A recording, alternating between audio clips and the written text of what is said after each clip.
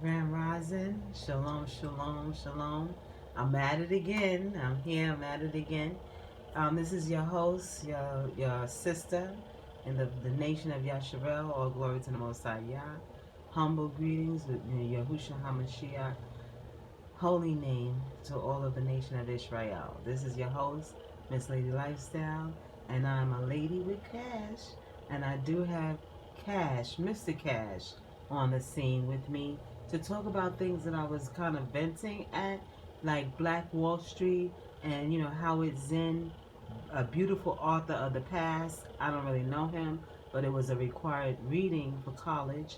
And Mr. Cash was very helpful enough to read it to me so that I could get the information so that I could write a nice essay about it's called A People of the United States of America and their stories, their history of how they viewed America, the Democrats and the Republicans and stuff like that, and what was going on behind the scenes when Mr. Zen was still with us in this present world.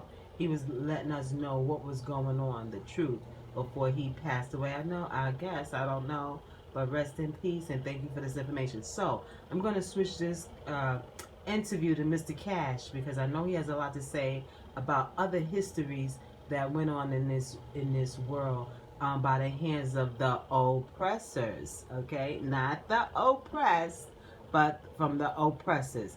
Okay, good Grand Rising, Mr. Cash. How are you? Grand Rising. Grand Rising, Grand Rising. Well, I'm going to give him the speaker so that he'll be able to speak to you comfortably and you will be able to hear him comfortably.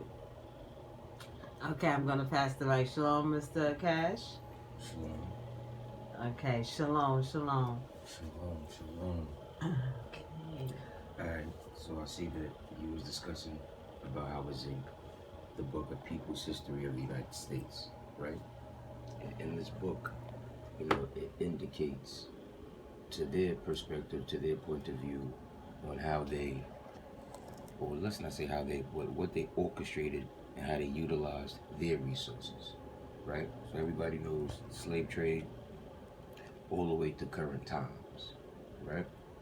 So I see that you was discussing with Black Wall Street. Now the unique thing of about Black Wall Street was it was a simultaneous thing.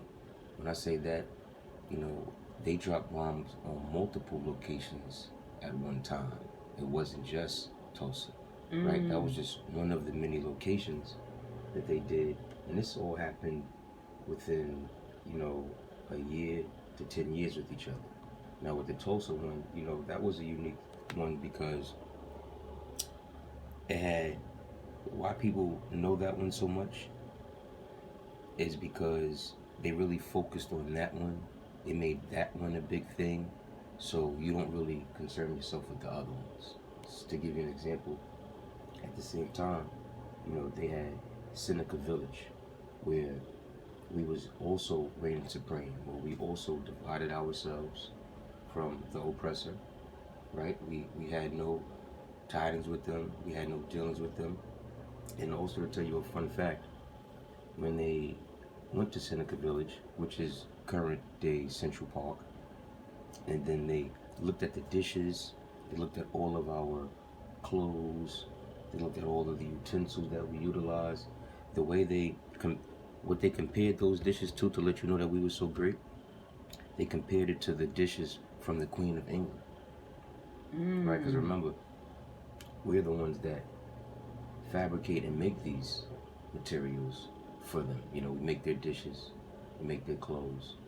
You know what I mean? Okay. So, and Seneca Village was another place where we reigned supreme, we looked good, we had schools, we had our buses, we had everything that we needed also, right? Another location was in Wilmington, North Carolina.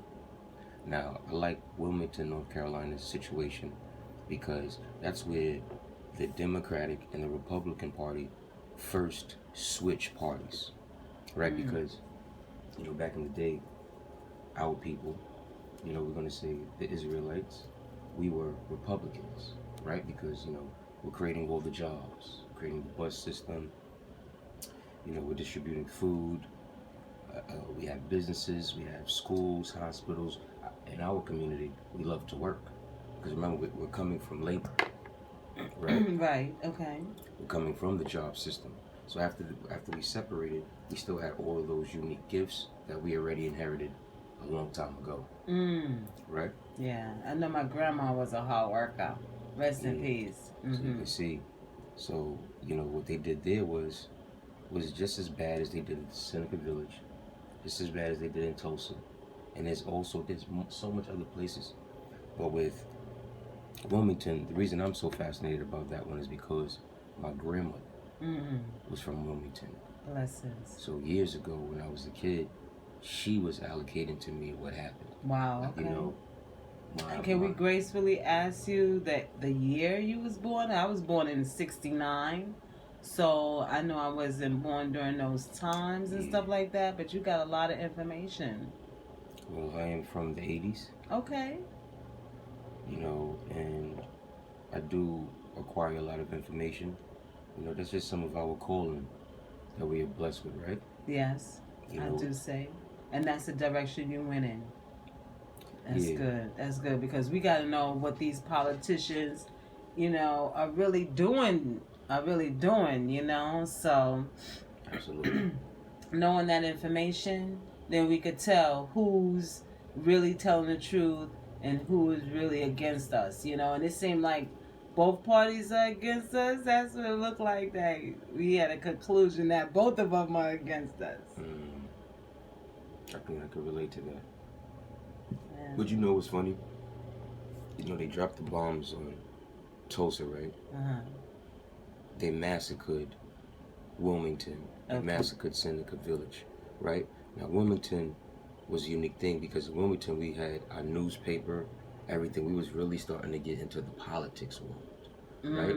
So what they did was destroy the newspaper. We had no way to get our information out, right? Because you need a couple of sources to really hit the masses. You need the radio, you need the newspaper, or you need television, right? But around these times, you know, newspapers it's ideal. So they made sure that they neutralized it. So then, you know. And they told us not to read.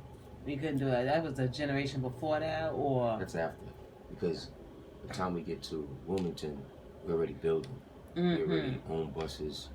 We already own newspapers. So we're reading already. Right. You know what I mean? But then, you know, I like those ones because those is unique. They didn't, even though they desolated the place, they got other places like, if you go to Georgia, in Georgia they have this lake called Lake Lanier. After they learned from Tulsa that they said, okay, we bombed this place, we bombed Seneca Village, we did Wilmington. It's like, they can still see the desolation, right? So they came up with a unique trick. And this is when they start to utilize what they did on Lake Lanier.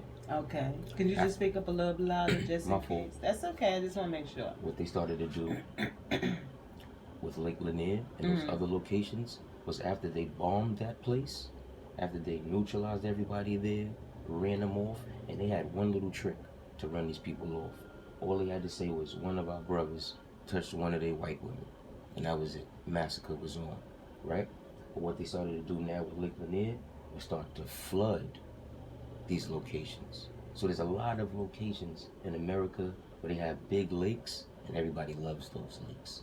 But now we know that it was death in those lakes. It's death in all of those lakes. Wow. So even Lake Lanier, if you was to go swim deep enough, you will see our old homes. Now, what I heard about is called like the Devil Punch Bowl.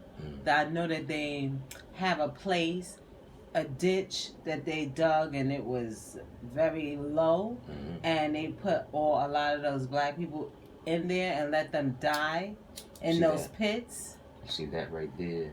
So they don't know what fruit to eat from over there because all the stuff grew from around there. So they don't eat the fruit. So you see that? That's why they said, you know what? Let's start flooding it. Because if it's out of sight, it's out of mind. You don't have to worry about the fruits growing. It's underwater. You know what I mean? We put a couple of plants around it. Everybody will be forgetful. You know what I mean? Because when you pass a lake and you pass a cemetery, you get two different feelings, right? And if nobody educates you about that lake, you think it's just cool to go swim. But that cemetery, you always reminded that, okay, there's death over there. But with the lake, you think that there's not.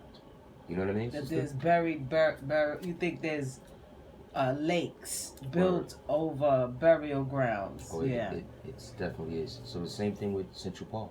You see, Central Park has some of the biggest lakes in New York City. Under those lakes Is are, there is our brothers and sisters.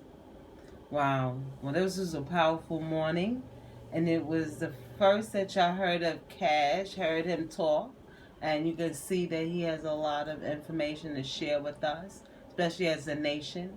He also is into healthy eating and healthy living. You know, he has children that he wants them to have them eat healthy, and they've been eating healthy, and they look great. All right, so there's more to come on that, you know. But thank you for listening and allowing me to vent once again early in the morning. This is your host and your sister in the nation of Israel. All praises to the Most High Yah. I pray that you like it. Thank you, Mr. Cash, for coming through.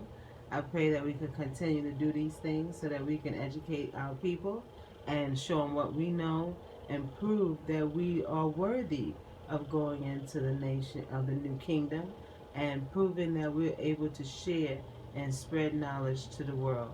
All glory to Most High Yah, Yahushua HaMashiach, and the Ruach HaKodesh. I know she's Mother Wisdom. I love you. All right, shalom. Take care. Thank you for listening.